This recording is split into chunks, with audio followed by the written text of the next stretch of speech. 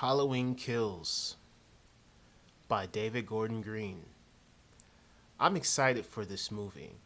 This is one of my most anticipated movies of the year, just based off the fact that it's Halloween and it's Michael Myers. I love the original 1978 John Carpenter classic Halloween. And then you have the shitty sequels. And then you have the newest sequel by David Gordon Green, just titled Halloween. And a lot of people think that's very confusing. And for myself, I kind of don't care. It's just a title, but they could have called it something else because it is kind of confusing. This is supposed to be a rebootquel. And I've talked about this before on my channel. A rebootquel is a movie that is pretending to be a sequel, but then it's also a remake. So it's a remake and a sequel at the same time. It's bringing in a new generation of fans while also catering to the older fans. Star Wars Force Awakens did this. The Blair Witch movie by Adam Wingard did this. I'm sure there are some other movies that they're doing the same thing. And I saw Halloween because I'm a massive Michael Myers fan. He's my favorite slasher icon out of all of them, out of Pinhead, out of Leatherface, out of Chuck, out of all of them. Michael Myers is number one because he's a methodical killer. He's the literal incarnation of the boogeyman. He hides in the shadows. He hides in the bushes. The original Halloween movie, in the middle portion of it, it takes him forever to start his, killing spree. And that's the beauty of Michael Myers, is that he's different. He's not, he doesn't talk. He's methodical. I like that about Michael Myers, and I love the atmosphere and the tone of the original Halloween. It sucks they didn't shoot it during the actual fall, during actual autumn season. But you still, like, with the music, it amps up the tension, and the way, I think it's shot on CinemaScope. I don't know about filmmaking that much, but like the technical aspects. But I mean, the wide shots during certain scenes are fantastic. And then just the way, you see Michael Myers in the movie, the way he's depicted in the movie. He's like the literal boogeyman. He's this creepy factor, and you're like, is it a man? Is it supernatural? What is it? And then the ending is so ambiguous. It's just, the guy is gone, And then I love watching the behind the scenes of the first movie, and John Carpenter talking about, well, at the end of the movie, when Michael Myers gets shot off of the balcony, and then you see his dead body, and then Donald Pleasant said, okay, when I look over the edge of the balcony, I can do it one of two ways. I can do it, oh, I knew this would happen, or, oh, Jesus Christ, he's gone. And he went with the first option. He's like, okay, I knew this would happen. And he plays it off so well. And then you hear the music, and then you see all the locations he's been in, and it just ends, and it's ambiguous. It's like, what's going on here? And I really wish they would have just ended the series or franchise with that, and just did their anthology thing, because to me it's just like, sometimes when you have a classic, right, and no one knew it was going to be this way. Like, I've heard there were so many problems that were going on with the first movie, that it's a miracle that it got made, and that it's as classic as it is. And so, they make this first movie, like with Jurassic Park and Star Wars, all that stuff. They make this first movie, and it's so well beloved, and it's so well received. But yet, you got the Hollywood machine, as they say, coming in, because it's all about making money. Of course, money makes the world go round. You got to get those greenbacks.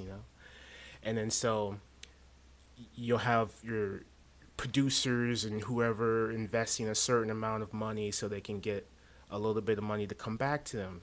And they know that, like Terminator or Jurassic Park, these big name franchises, or Halloween, for instance, it's not as big as Jurassic Park, I would say, but it's as well known within the horror community. Even if you haven't seen the original Halloween movie. You can watch movies like It Follows, which takes inspiration from John Carpenter's movies. There's so many different kinds of movies that are being released nowadays that take influence from these older classics like Halloween. And so it makes sense that you would have someone who says, okay, yeah, this movie came out this long ago and it has a cult following, or it has, a huge following. It has a following and you can make money off of these people. And so it's like, all right, I'm going to make a sequel to this, or in David Gordon Green's case and in Blumhouse's case, they're going to make a rebootquel, which is a sequel and it's also a remake. And they're going to make some money off of it. It's not going to be a large sum of money, but it's going to get the fan base excited again, while also bringing in some new people, hopefully a younger audience. And you also want to make more money. That's the whole entire point of the entire thing.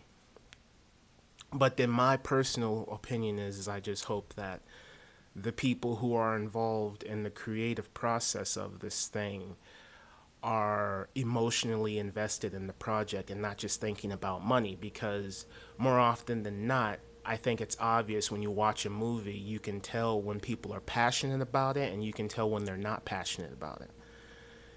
And with Halloween 2018, which is what we'll call it, it's not called that, it's called Halloween, just like the original Halloween, which, yes, it is very confusing. You'd be like, Halloween 1978, Halloween 2018.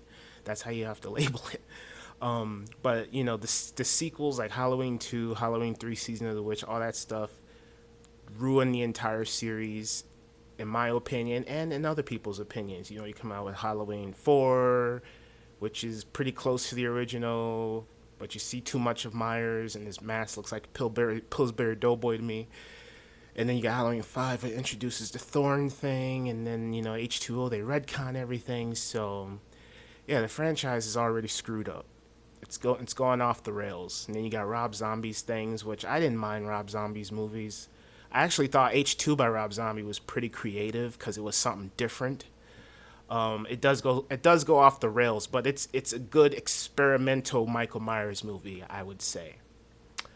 And so you get Halloween 2018 by David Gordon Green, and David Gordon Green is known for making comedies. He made Pineapple Express, which I thought was pretty funny. Your Highness, which I haven't seen. He made Stronger with Jake Gyllenhaal. Now, I remember seeing that movie in the theater, and it's based off a true story, so no disrespect to the real person, but I fell asleep. I don't know why. Maybe I think it was just a little boring to me. I don't know what was wrong with it. I mean, Jake Gyllenhaal is a fantastic actor, but there was just something with it that made me fall asleep. And my saying is that when I go to the movies, no matter how tired I am, I could only I could just had like 2 hours of sleep and I go to see a 2 hour movie. If the movie is engaging enough, it will keep me awake. But if it doesn't have like anything that's engaging for me, then I'll fall asleep. So I have to watch that movie again. There's just something, maybe, I don't know, but I saw Stronger, I fell asleep. And then so just saying all of that stuff, I personally, I'm not a fan of David Gordon Green's movies. There isn't one movie where I can name and be like, this is my favorite movie from him, because I don't really watch his movies. Um, Halloween comes out, and then he's directing it, and I'm like, okay, cool. And then Danny McBride's writing the script, and Danny McBride's also known for comedy, so it's like, okay, I don't know what to expect. And I'm excited just because it's Michael Myers. Like, if it was a different horror movie, I'd probably skip it, but since it's Michael Myers and it's Halloween and I love it, all right, boom, I'm going to just watch it off that fact alone. And I went to the theater and I watched it, and from what I remember, it was okay. It was an okay movie. On a grade scale, I'd say like a solid C. Like, a solid C to me means like it's half and half. It's like half great and it's half bad. And so I'd say like a 6 out of 10 with that as well. And I've watched it many times. Like I've seen it over and over and over again because I love Michael, and I'm like always wanting to get a different perspective on a movie and different opinions and whatnot. So I've heard other people's reviews. Some people share the same sentiments as me. Some people love it. Some people think it's trash. Everyone has their own opinion, and here's mine. It's okay. It's an okay movie. Like I feel it starts off a little cheesy with the whole checkerboard thing, and the trailers it looked interesting, but then actually watching it be executed in the movie, the whole like the screaming and the Figaro thing and the dogs barking, it just seemed a little over the top. It is way too. And it also felt a little silly to me, like goofy. And then when the title card kicks in, I'm like, okay.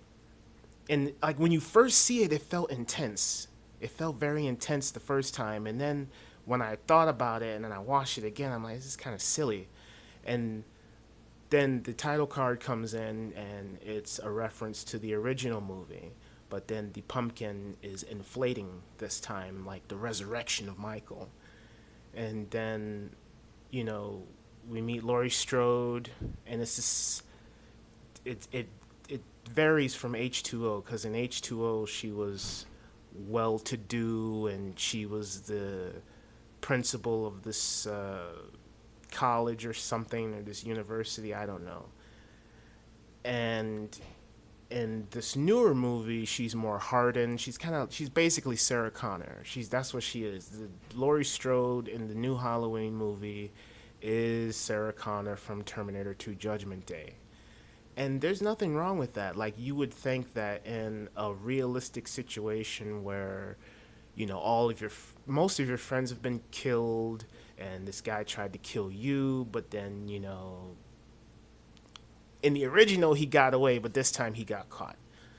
So they kind of retcon the original ending. But yeah, in this timeline he got caught. And you would just imagine the PTSD you would feel, and you would imagine like just all of the different kinds of things going on there, you know. And so I understand the approach that they took with this. And Jamie Lee Curtis is a great actor. She all her scenes are great. You got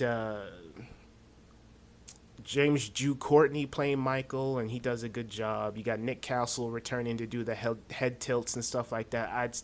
For me, my favorite scenes in David Gordon Green's Halloween would be the bathroom scene, because you see Michael killing without his mask, and he's got his jumpsuit on, and it's an older Michael. He's like 50 plus years old.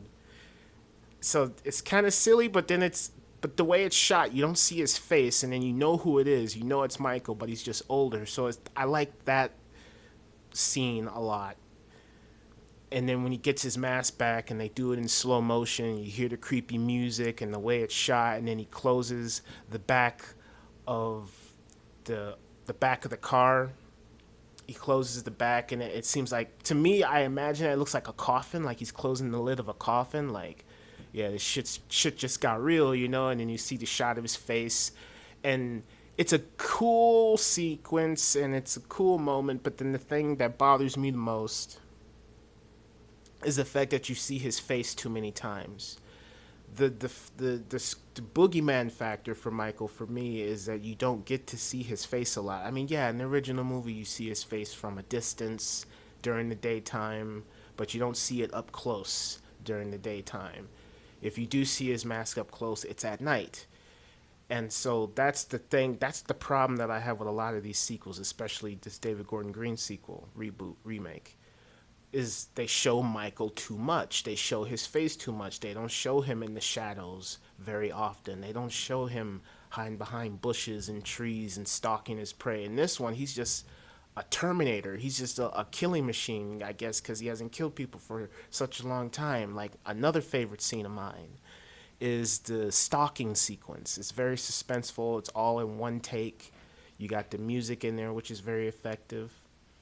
And when the scene starts, it kind of, starts off like Halloween 2, where Michael bumps into someone. He bumps into these kids, and the music kicks in, and then You see Michael Myers turning his head and he's walking and all this stuff. And to me, it just kind of didn't feel organic the way he was walking and the way he turned his head. It felt a little robotic to me, but I'm like, okay, it's Michael, whatever. And I'm into the scene. And so he goes and he grabs the hammer. And then I like how he killed the woman off screen. And then he grabs the knife and then he goes outside and the music kicks in. And then you actually hear Michael speak for the first time in the entire series, if you count this as Halloween 2, is when Michael walks past the baby. It sounds like he's breathing, but it sounds like he's also saying no.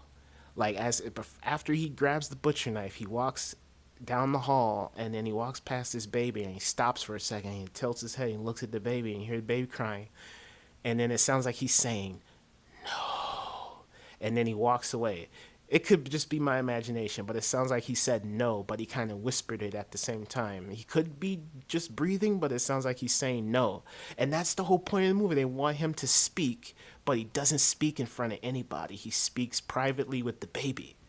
I think that's what's going on. But anyway, so yeah, he goes outside. The music, it ramps up. It's great. Turns his head, and then we supposedly see this black woman and this guy, and she's dressed up as a nurse. He's dressed up as a doctor, and supposedly they're going to be characters in Halloween Kills, which is interesting because we only see them for a second here, and then he runs into them, and then Michael, the conclusion to this whole suspenseful sequence is Michael goes to the window, he looks in, and then you see his shadow walk past the side of the house, and he comes in through the back door, and I feel like the whole sequence is ruined once he stabs her in the back of the neck, and it's a CGI knife, and then he just like throws her on the ground, and it's like, okay, this feels like some Rob Zombie kind of. It's not as extreme as Rob Zombie. Rob Zombie would go a little bit further, but this is kind of like it's in between. It's like it's going back to the original Halloween where it's a minimal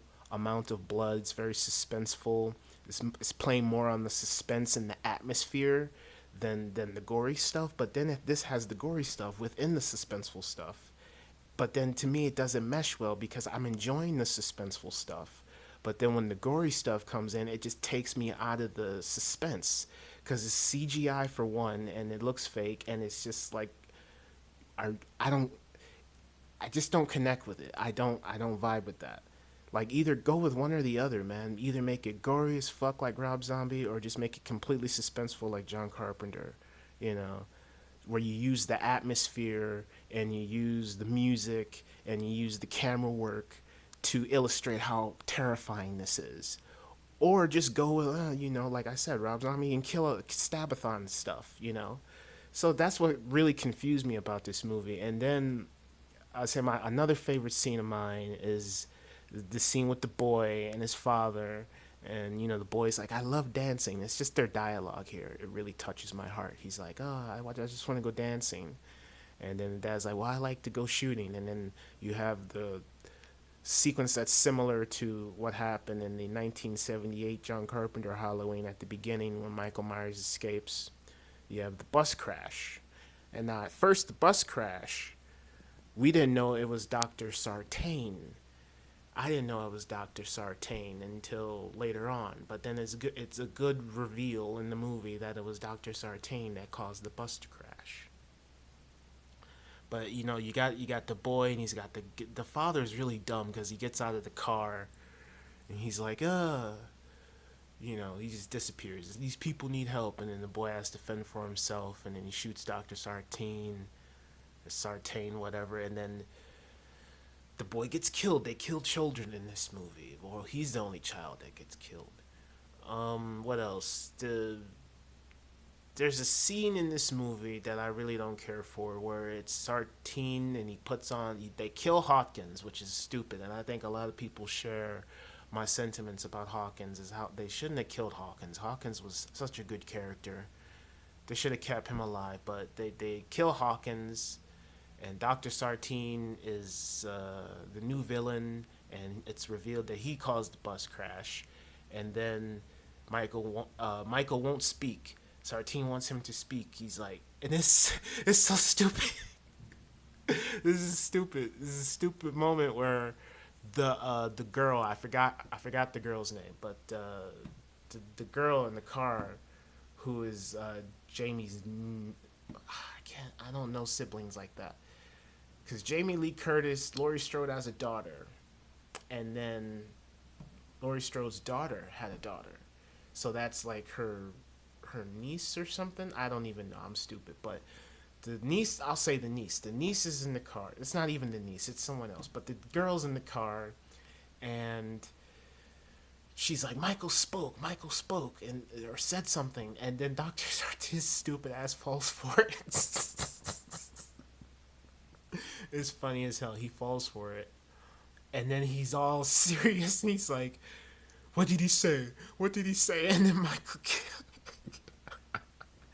Michael crushes the seat, and then there's a stupid moment where Sartine is on the ground, and he's like, say something," and then Michael just squashes his head like a watermelon, and it's so fake, it's so bad. That's what I'm talking about. Like there's some suspenseful scenes in here, and then you got this gory shit. It doesn't mesh well together for me. Go one way or the other, man. And it's like, I mean, you can make something violent and intense while also making it suspenseful, but just don't go over the top like that, where you're gonna like, oh, I'm gonna stab it through the neck and it looks fake, or I'm gonna squash his head like a watermelon. And honestly, in my opinion, I feel like in Rob Zombie's Halloween 2, where there's a similar kill, the stomping of the head, in Rob Zombie's Halloween 2, it looks more realistic, if you ask me. But yeah, so he squashes his head, and it looks bad. And then he carves up people like jack-o'-lanterns, and I don't even know how he had enough time to do all that, but it looks cool. And then you have the ending fight, which is reminiscent to the ending fight in the original Halloween, except the roles are reversed this time, like where Michael fell off the balcony in the original, Laurie falls off the balcony in this one. So it's got some interesting stuff in there. But I think the ending is really dumb. They they trap him in this trap in the basement, and these spikes or whatever come out, and they trap him, and then she's gonna blow her whole house up.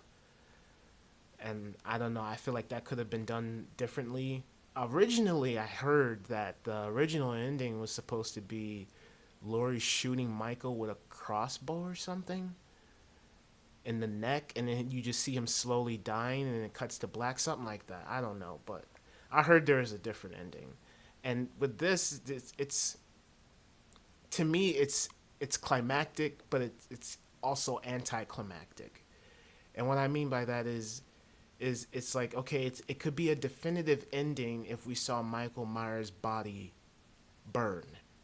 You know, if we would have had some sort of setup where Laurie gets to watch Michael dying instead of just like, oh, I'm gonna set my house on fire, and then we all have to leave, because why would you set your whole house on fire?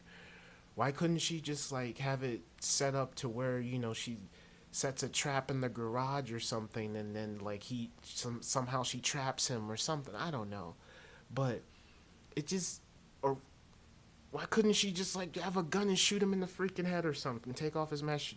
Like H2O is a definitive ending. She chops his head off, but then Resurrection retconned it in a really dumb way, and so with 2018, it's we don't see Michael Myers' body. Clearly, there's going to be a sequel. They try to have their cake and eat it too, where it's like, okay, if this movie doesn't make any money, then we can say Michael Myers died in the fire. But then if this movie does make money, then we can go ahead and say, well, you didn't see him burn and you hear him breathing in the credits. So it works, I guess. It works because I want to see Halloween Kills. So yeah, Halloween 2018, I thought it was okay.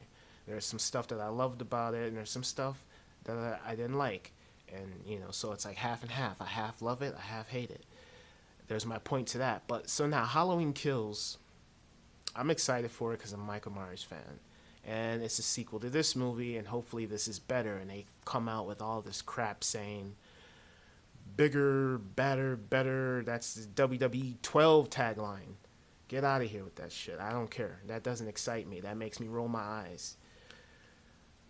But I've seen some that they're talking about doing flashbacks. going back to the original 1978 Halloween to tie up some loose ends. And from what I understand, in the 2018 Halloween, at the beginning, they were supposed to retcon the ending to the 1978 Halloween. They were going to make Michael Myers be captured and not disappear like he did in the original. And it's like, I feel like if you have to do that, then don't even touch the movie. Don't even touch the movie. Don't make a sequel. If you have to retcon what already happened, then don't make the movie. Just don't do it. That's how I'd feel. But it's like, hopefully with these flashbacks, you can leave it intact, dude. All you gotta do, because originally in my mind, I was like, if Michael got captured, you could do it one of two ways. You could do it where, okay, he gets shot off the balcony, and then he just disappears for like 40 years. Nobody knows where he went, what happened to him. They never found his body. He's disappeared. And then he just shows up all of a sudden 40 years later, and he starts murdering people in Haddonfield. That's all you gotta do. Or you could do it where, like, he gets shot off the balcony, and then the last shot you see in the 1978 Halloween is the Myers house. And these are all the places he's been to. Where else would he go if he's really injured? He would go back home. So you start it off, he goes back home, and he's bleeding out or something like that. And then the police, they search all over, and then they go to his house, and then the police, there's like thousands of police there, and they draw their guns on him. And it's like, oh, we busted him, we got him, which sounds kind of dumb. But that's the only other explanation. And so in this flashback, I'm curious to see how they're going to show Michael Myers being captured and how this all ties into the newer movie, because we're going to have these original characters back, like Tommy Doyle, Lindsay Wallace, all of these returning characters, which is very exciting for me. And we got Sheriff Brackett coming back, but he's no longer the sheriff. He's a security officer at the hospital, I assume. And what I also assume is that Laurie Strode, Jamie Lee Curtis's character, is going to be in the hospital for the majority of the movie. She's not really, I feel, because apparently there's been test screenings and people have read the script. I have not heard anything about the test screenings. I have not read the script. So from my assumptions, I assume that Laurie Strode will be in the hospital for the majority of the movie, while the rest of the characters will be out and about doing things, trying to stop Michael. And apparently Michael will end up at the hospital at some point in the movie. So then that also made me think, oh, Laurie Strode could die at the beginning of this like they did in Resurrection, but I highly doubt they will do that because they're also making Halloween Ends. But then they could throw a curveball in there, because I know Jamie Lee Curtis for a long time has been talking about, I don't want to do this anymore. But there's always something that draws her back. Just like John Carpenter after Halloween 3, he's like, I don't want any part of this anymore. Just give me a check. But then David Gordon Green and Blumhouse, they did something for him that made him happy and made him want to come back and do the music, which is great. But he convinced him. He's like, yeah, don't do anything to the ending. Just do your own thing. But now they're going to put the new... I hope they don't retcon the 1978 Halloween. I really hope they don't retcon that. Don't retcon that. Leave it intact, but implement your own thing to it. Like, tweak it, Like, from what I understand, Lonnie's going to be in there, so apparently Michael got shot off the balcony, and he disappears, and then he's walking around the neighborhood, and he runs into Lonnie, and then they're gonna show him being captured, and apparently they're going to bring Donald Pleasance back from the dead. We're going to have Dr. Loomis in there. And it's going to be CGI. And I don't have a problem with that, because from my opinion, I feel that Donald Pleasance, if he was still alive today, 100 whatever years old, he would be in this new Halloween movie, no question. He would be, because he was in all of them up until his death, up until the Curse of Michael Myers. He's been in all of them, no matter how trash or garbage they were. He was in those movies, and he'd always be the best part of those movies. And so I feel like if he were alive today, he'd be in it. And so it's like that Heath Ledger Joker thing. It's like, should I recast or should I just let his legacy live the way it is? And it's like, it's a character. Many people have played this. Not many people, but a few people. Michael McDowell played Dr. Loomis in a remake. So that's acceptable. But he played Dr. Loomis. It's a character. Yes, Donald Pleasance made it what it is. But, I heard originally they were going to choose Christopher Lee, but he didn't want to do it. And then Donald Pleasance did it. So no disrespect to Donald Pleasance, he did a fantastic job. When I see Donald Pleasance, I'm like Dr. Loomis. But it's a character, and so I feel they can go one of two ways. They can do what they did in the Shining sequel. The what is it called? I forgot what it's called. The Shining sequel. The Doctor Sleep. They can do what they did in that, where they didn't do a CGI Jack Nicholson. They recasted him, but it's a bit distracting because I'm like, Jack Nicholson is such an iconic actor, and you got this guy playing him. It's not Jack Nicholson? Like, they could have got the guy who was in that something. Was it? No, there was a guy there's this one comedian that I saw who played Jack Nicholson spot on. I don't remember who it was, but they could have got that guy. And then this guy, it's like, I don't I don't know, man, but like they could do that. They could recast it with a look-alike actor, or they could do the CGI route. I don't know what they will do, but I don't mind them bringing Doctor Loomis back if it's just in this small flashback. That's fine. Because he's Doctor Loomis is the most iconic character next to Michael in the Halloween series. You know, so I'm glad that they're bringing this iconic character back. Now, if they do go the CGI direction, I really hope that they don't show the CGI in full frame. Hopefully, they do some trickery where it's like, oh, you can see him, but he's like in the shadows a little bit, or you only see behind his head, or you only see over his shoulder, or you only see a reflection, something like that. Because you gotta mask it. Because I don't really think the facial recognition CGI is in the place where it needs to be right now. Because every movie I see, it still looks fake to me. I can't like Rogue One. You see his reflection, it looks good, and then you see his face in full frame, it looks bad to me. And then Tron's terrible. Tron Legacy with the Jeff Bridges younger self is terrible to me, and then Terminator Salvation looks bad with the young Arnold in there with the CGI, and even in Genesis it looks bad. I can't think of the latest movies that I've used it. The Irishman, I've seen that movie, and the CGI in there, I don't know, it's nothing memorable, but it's like, yeah, if you go the CGI direction, make sure you don't show his face in full frame, because I guarantee you, to me, it'll look bad. I don't know about anybody else, but some people share my sentiments, some people don't. It's like I would go the younger. I would go in a look-alike actor direction, because I don't know, maybe that will save more money. And then put a couple of prosthetics on his face. I'm pretty sure there are a lot of people out there who are old enough who look like Donald Pleasance. I'm sure you'll find somebody. You just put an ad out there saying, or look, but then they'll give away that the character's going to be in the movie. But it's a flashback. And then I'm pretty sure they're probably going to show a younger version of Hawkins. Are they going to, de-age the actor? Or are they going to put a younger actor in there? I would go put in a younger actor in there, instead of de-aging. But see, because, yeah, Officer Hawkins is the one, as they say in 2018 Halloween, Hawkins is the one who kept Loomis from killing Michael that fateful night on Halloween. And so we're obviously going to see a younger Hawkins in there. Hopefully, anyway. But yeah, I'm excited about Halloween Kills.